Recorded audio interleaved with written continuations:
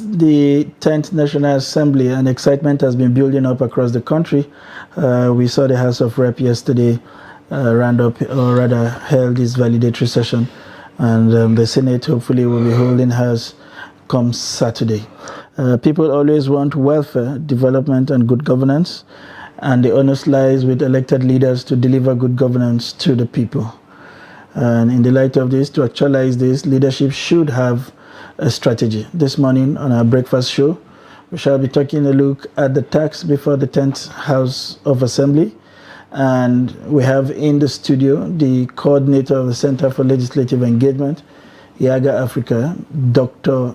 Samuel Ogucha. It's a pleasure to have you join us in the studio. Thank you, it's my pleasure. And also joining us via Zoom from Benin State capital, we have Honorable Badger Alfred Ebega. He is a member representing Makurdi North in the Benue State House of Assembly.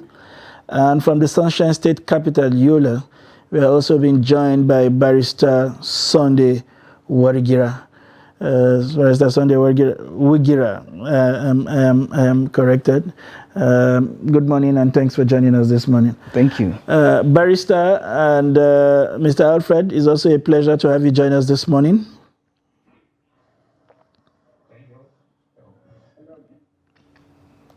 All right. We are at that point again. Oftentimes we are carried away by our gaze on the executive arm of government, to the detriment of other critical arm of government like the legislature. And today we have decided to focus on the activities of the legislature, especially the incoming 10th Assembly. But we are not able to do that effectively if we do not evaluate how efficient the current assembly has performed and what these people, the incoming assembly, would be inheriting and how they are expected to carry on their activities. So can you in your opening statement try to give us a sense of how effective, how efficient, how useful has the current 9th assembly been in the life of our political journey? Yes, if you look at the 9th assembly, first of all, it has enjoyed a very good relationship with the executive, and that has played a great role in the performance of its legislative functions.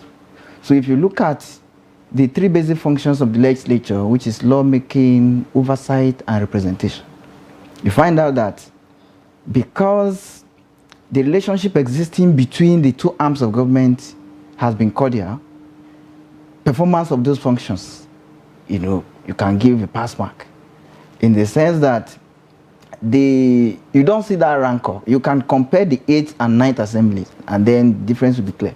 But that is not the only factor. The determination of legislators to succeed.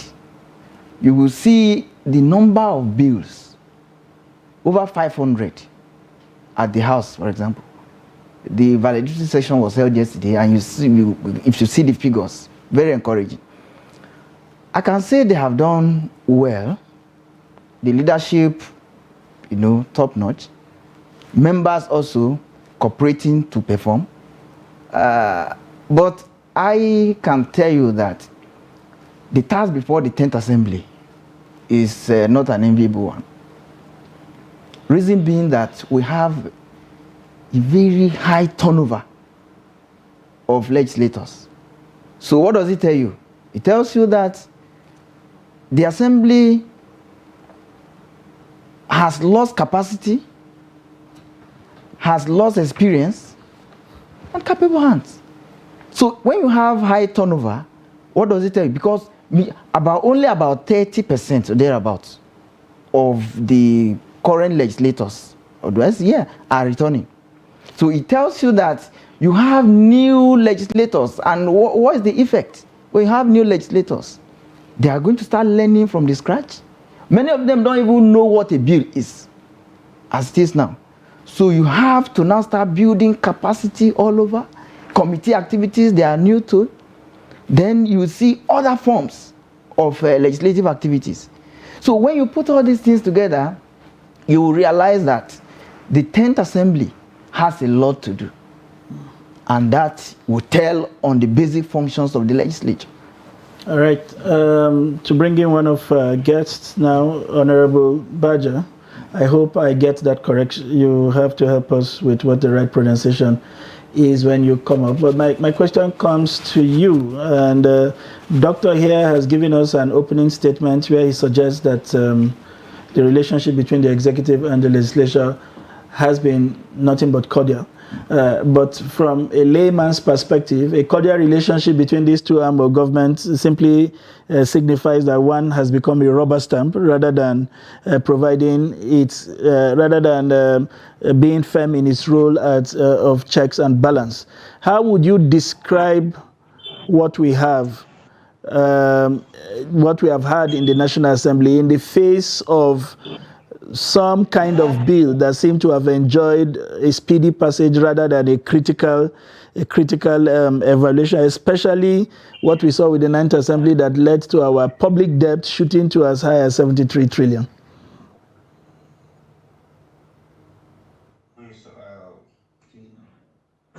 Good morning. Let me first of all correct my name is Honorable Peter Alfred, representing the good people of Makurdi North State. Thank you very much.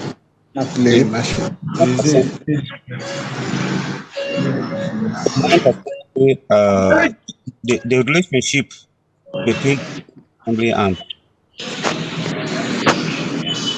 Honorable, there seems to be so much noise coming in from your background. You may wish to kindly change positions and we will get back to you on that question.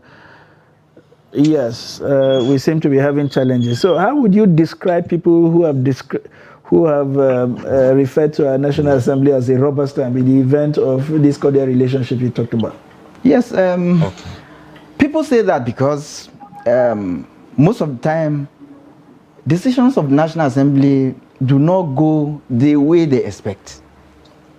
That is not to exonerate the National Assembly. There are some issues that require critical analysis, critical, evaluation in order to come to a conclusion. But when you see hasty, decision-making process, it makes people to start talking about being a rubber stamp. But what I can say is that these are elected representatives, and it is their duty to act in the interest of the people they represent.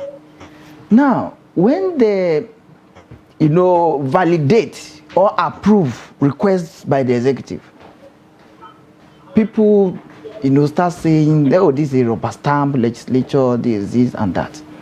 But you can not also blame the people saying this completely, as I said earlier. Because one, the legislature has that duty to act in the overall interest of the nation. So you mentioned the debt profile. When you see that, you start asking, what should they have done? What did they not do well? How should they have done it? Now, these, loans and all those things we talk about, are they in the interest of the nation? As far as I'm concerned, when the legislature scrutinizes and they say, okay, this is approved, we give them that benefit, that they have acted in the interest of the nation.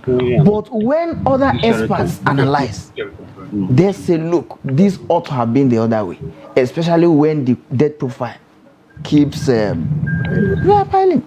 So, what I can say on that is that, yes, there are other instances they have taken wise decisions, which people, laymen, may not see from their perspective.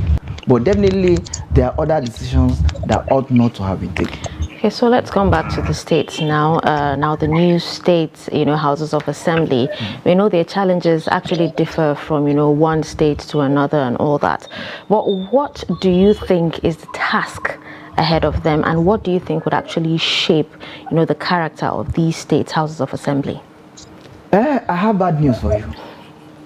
The bad news is that the same legislative-executive relations existing before now at the state assemblies is what will continue.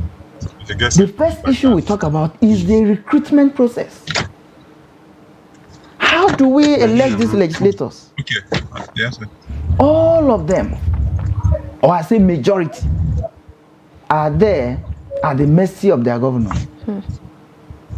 Many of them do not even know what it means to campaign, to convince the people to vote for them. They don't even know what it means to have a manifesto before the electorate. They are there because the governor handpicked them. Many of them did not even go through the internal process of emerging as candidates of political parties. Now they are there as legislators. The next thing you will see is to please their principal. That's what you still see at the state assembly. Is to please the principal. So it's impossible for there to be a separation of power when it comes to that is what, if you look at the constitution, sections 4, 5, 6 already gives us a sense of separation of power: legislative, executive, and judicial powers. But how do you have separation of power? We have it in principle, in theory, but in practice, it's just like an appendage. Because one, the governor, in fact, a legislator from a state was discussing with me after a training some time ago.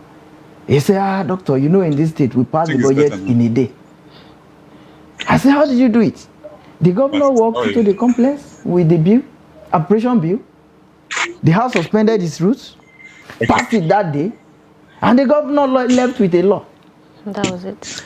Interesting. Barrister Sunday Ugera from Yola, it's a pleasure to have you join us this morning. You've listened to the submission of Doctor this morning, and we have seen in states, especially, the near absence of the House of Reps, like the House of Representatives. Everything the governor says is practically law, and you wonder whether there is even a sense of representation from the people when you look at the way the modus operandi of the State House of Assembly.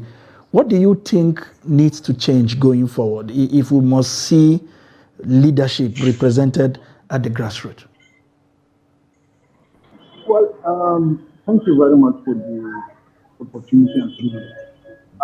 Actually, if you look at the setting of our democracy in Nigeria, from the beginning, many a times you find out that particularly with the state government, governors are near absolute, and they make sure that from the beginning we have absolute control over the assembly. Secondly, if you look at the manner of people that are being sent to represent people from constituencies into the state assemblies, you get to realize that the people themselves are not helping much. The legislative arm of government is not a place for all comers. It is where you choose your best to send to represent you. Make laws that will regulate the activities of government and will now put in place measures that will curb excesses, that will take malfeasance and so many other issues that crops up and clogs the wheel of governance and government for the benefit of the people. So when you don't have people in the first place who are people that have absolute control over their minds, they are conscious of the brief given to them to go and represent the people, to go and make laws for the good governance of the people, to serve as checks and balances, to oversee the affairs of government, to be the eyes, the ears, and the voice of the people in government, assuredly there will always be a problem. If you look at the caliber of people that are populating the assemblies that we have across the land, you get to know what I'm talking about.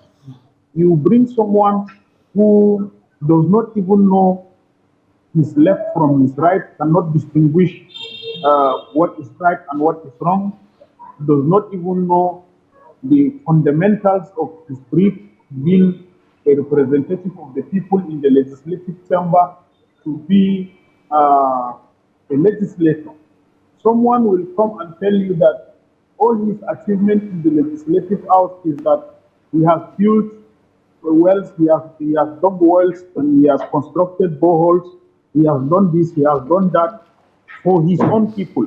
What law did you make as a legislator that will bring benefits, that will change the tide, that will now revolutionize the system for the benefit of your people? You have not done anything like that. All you can boast of is you were part of the people that facilitated the annual ritual of appropriation bill. That is all, and nothing else. So assuredly, when you have people with that mindset and you have a governor who is an absolutist, that transpired in Nasarawa State as an example would be the end result of every legislative house and every legislative year. Okay, let's come back to you, Doctor, in the studio. Now, he talked about Nasarawa State, and I was actually going to ask a question, in line with that. And you, earlier, while you were talking, you actually talked about, this new State House of Assembly, going to be the same, nothing will change and all that. Now, we've seen, we all know what is happening in Nasarawa State, and we've seen, the crisis in Lagos State as well, where there are actually questions about, an Ogun State indigene that in the person of Udashiru Obasa, being elected Lagos Speaker, and also in Enugu, where they're saying there's a secret plan to inaugurate the State House of Assembly by minority PDP members. Can you share your thoughts on the crisis already brewing in some of these states already? Yes, as we said earlier, this is happening because the governors do not want to leave the assemblies alone. That is part of it. There is what we call legislative independence. Once a legislative assembly is inaugurated, it becomes independent. It is now the right, the duty of that assembly to elect its presiding officers. If you look at Nasarawa, Lagos, and maybe a couple of other states, the problems are not new. One, as you said earlier, the governors are interested in who becomes the speaker. In fact, the leadership entirely of the house. That is the only way they can start holding the assembly, to account, to start taking charge of the assembly when you have the leaders. Nasarawa, initially, they said the inauguration was suspended because of security threats. Then, subsequently, two speakers emerged. One at the Ministry of Local Government and Chieftaincy Affairs also. Then the other one. You can't have two. Eventually, you have one. Whichever way, you are going to have a situation where, in fact, even before inauguration, some members-elect, those who are from opposition parties, have started aligning before with the major political parties, with the parties in power in their respective states. Why? No one of them wants to be on the other side. They want to be in the good books of the governor. I know of a state where the legislators were paid a percentage of their salary. Yet, everything from the governor is yes, even before arrival. Why? Because they are already in the pockets of these governors. As simple as that. If you look at the Lagos one, any angle you look at it, whether this one is from Ogun or anywhere, at the end of the day, it is still the governor that will be, remotely dictating what happens at the assembly. You look at it from the angle of suspension. There are certain things that happen in these state assemblies where a member does something, it is no issue. Another member does it, it is suspension, depending on where you belong. So when you start seeing this type of unequal or an unfair treatment, then you know that, yes, there's an external factor. So as it is now, we are starting. I don't want to say that Nigerian democracy is emerging. After how many years? We must get it right. And that has to say, the other council barrister talked about the attitude of the people. That is a factor. But what choice do the people have where we don't have independent candidacy? It is the candidate of political parties. So it's who emerges as candidate. So it's now the choice. When you have two people to make a choice, none of them may even be your choice. But because you don't have any other option, you choose. So the internal process of political parties have been taken over by the governor. All right. If Honorable has joined us back, Honorable Alfred. Oh my, I understand that we're still struggling to get him back on the show. All right. So, Barrister Wigira, this is coming back to you. What can we do?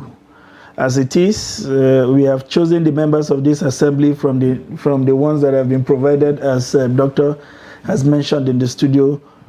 Is there a way, as a people, that we are able to exert pressure on these houses to hold them accountable, or to instigate proper representation from the House, and not make themselves an extension of the executives, as we have seen currently? Is there any hope left, or we are just left to our fate and just watch them behave the way they want, and hopefully that they act on the side of the people? Are there options for us at all? We certainly cannot be hopeless, and assuredly there are options. We must all be involved.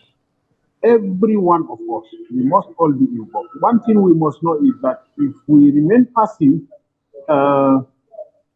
in the affairs of the state, assuredly we will all be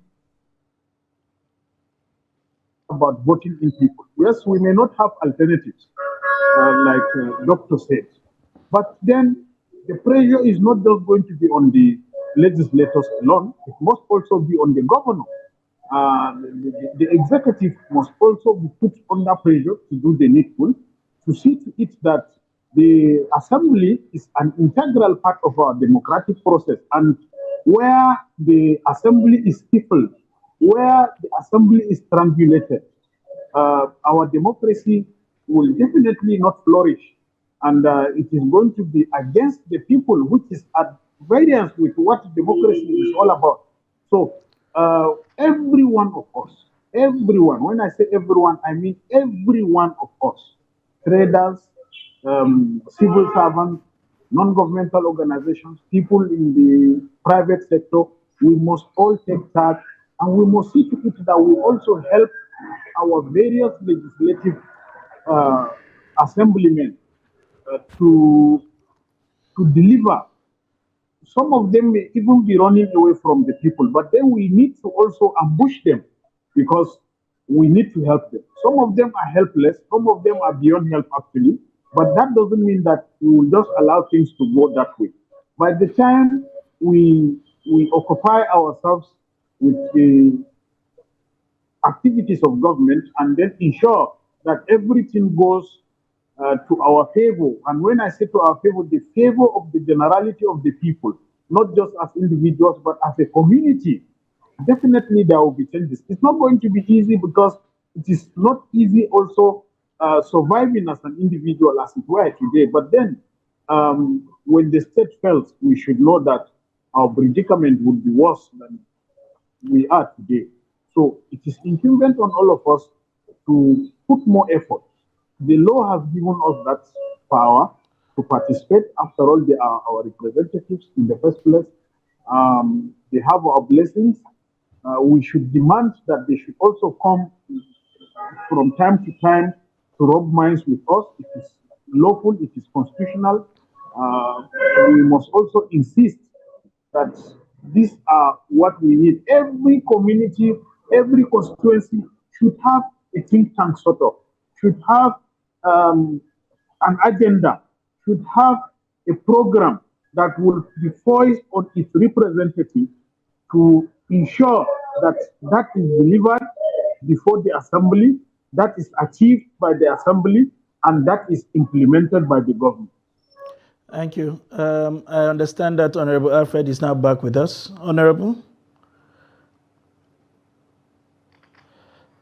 All right. Honorable, I'm sure you have followed some of the submissions that were made by Doctor and the counsel from Yola, which has bordered largely on what appears to be a disconnect between the people and the House of Assembly in terms of representation.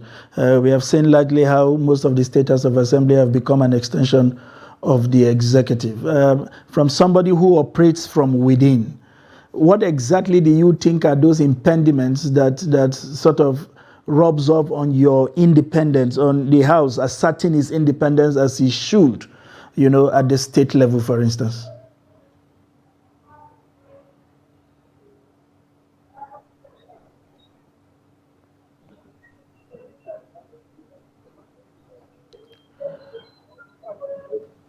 It appears the technical hitches from Benue is rather too strong. I'm with you. Can you hear me? Yes, I can hear you. Did you get my question? No, come again. Okay, so there had been a lot of conversation about how the State House of Assembly have basically offered themselves as an extension of the executives and seem to be disconnected from the people's reflection of what our democracy should be. What can we do to strengthen the House of Reps, the legislative arm of government, to be truly independent, truly reflective of the people's wish, and most importantly, holding the executive to account? All right. Well, let me say, for us in Benue State, the 10th Assembly, our government, in his inaugural speech, made it clear that he would not interfere when first that takes solve the legislators. That's why in Benue State we conducted elections. He allowed us to conduct elections, and we choose the speaker of our own without his interference. A young man who is very vibrant and competent, the person of Honorable Hyacinth and not that Jew. So we know for sure that in Benue State we are coming to make the difference. What the new speaker told in his address, he stated clearly that we are going to make the difference. So, but for the executive has vowed or promised not to interfere in our affairs. So we believe and we're hoping that as far as the 10th Assembly is concerned, you are going to create or make history, because at the end of our tenure, we will make bills and laws that will have direct bearing on our people, the people who voted for us the last. Unlike where the 9th Assembly, what people used to say was that their own was distinct, all sort of bonds. But by the grace of God, we in the 10th Assembly are going to make the difference. We will not be that kind of assembly that people come. No. Thank you so much. I think we would just quickly, come back to our guest in the studio and, just quickly tell us. Now, these lawmakers were actually elected by their people to represent them and also make laws that would better the society. How can the gap be bridged between these state lawmakers and their constituents? Yes, we have to. As the other council said, it is a collective responsibility. The government, if I say the government, all arms of government, the media, CSOs, citizens, we are all stakeholders in this democracy. One, there must be this education of the people. You know, our people are not enlightened about what to expect of legislators, what to expect of the executive. Somebody wants to go and do a naming ceremony, he's looking for his legislator. He wants to marry a second wife, he's looking for his legislator. Birthday, he's looking for his legislator. School building is not there. He said, so we have to sensitize the people. And that's why you see civil society organized like Yaga Africa, Center for Legislative Engagement. One, we engage with the legislators. These are the things you should do. Capacity building. Then the executive too. In fact, the young parliamentarians, what should you do? What are the rudiments of lawmaking? So at the end of the day, we'll achieve, we'll get there. But it's a gradual process, and that is our collective responsibility. Let the citizens know their rights and what to expect. Let the legislators know what is due to the people, and let the executive also know the boundary. All right. Thank you very much, Dr. Oguche from Yaga Africa. They're providing perspective on how best we can get to work together with our representative and extract all of the goodies. I want to thank you very much for finding time to be in the studio with us. Thank you very much. And I hope when next we come calling, you'll be available to continue this conversation with us. I want to also thank Barrister Urga, if I'm not Wigira, if I'm not murdering your name publicly, for providing those insights and charge to our people to continue to remain active citizens and not bequeath their citizenship to a represented few. And to Honorable Alfred from Makodi, we want to thank you very much for your perspective, even though network did not allow us get so much from you.